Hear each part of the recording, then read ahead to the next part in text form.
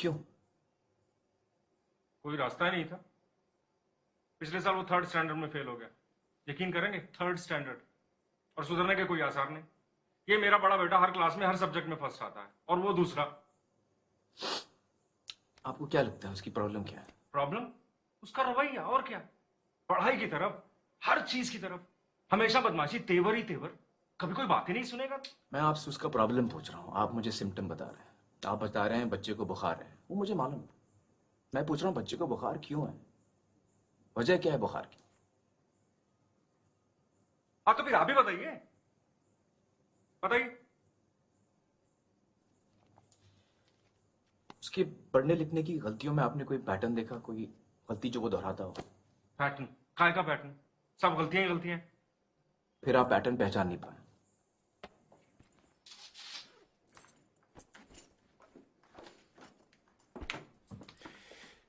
ये देखिए,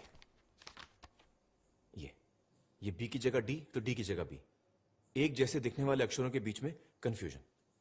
और ये एस और यार उल्टा लिखा है, बल्कि कई सारे अक्षर उल्टे लिखे हैं। ये देखिए, छोटा एच, छोटा टी, देखा? Mirror imaging. Animal, animal, animal, एक ही पेज पे 3 अलग अलग स्पेलिंग। इसका मतलब कोई एक गलत स्पेलिंग उसे याद है, ऐसा नहीं। दूसरी बात, एक जैसे शब्दों को मिक्सअप करता है। ये टीओपी टॉप बन गया पीओटी पॉट, SOLID सॉलिड बन गया SOILD सॉलिड। क्यों करते हो ऐसा? बेवकूफ है, आलसी है ना? मेरी समझ से उसे अक्षर पहचानने में दिक्कत हो रही है। जब आप APPLE एप्पल पढ़ती है तो आप अपने दिमाग में एक लाल लाल एप्पल बना लेती है। ईशान वो एप्पल पढ़ ही नहीं पाता, शायद इसलिए मतलब नहीं समझ पाता। पढ़ने लिखने के लिए अक्षरों की आवाज, उनकी बनावट, शब्दों का मतलब समझना जरूरी है।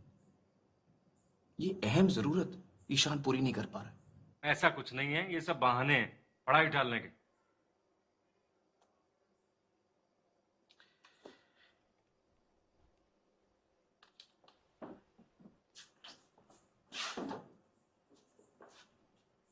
जरा ये पढ़िए मिस्टर अवस्थी। ये कैसे पढ़ सकता हूँ मैं? ये तो चाइनीज में है। अरे कोशिश तो कीजिए, चलिए ध्यान दीजिए। क्या बेकार की बात कर रहे हैं, मैं कैसे पढ़ सकता हूँ देखिए, इसको? आप बदतमीजी कर रहे हैं, आपका रवैया ठीक नहीं है, ये आप शैतानी कर रहे हैं।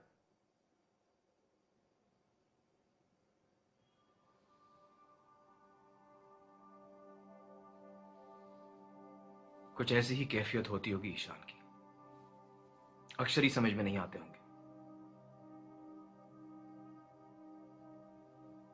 इस पढ़ने लिखने की तकलीफ को डिसलेक्सिया कहते हैं।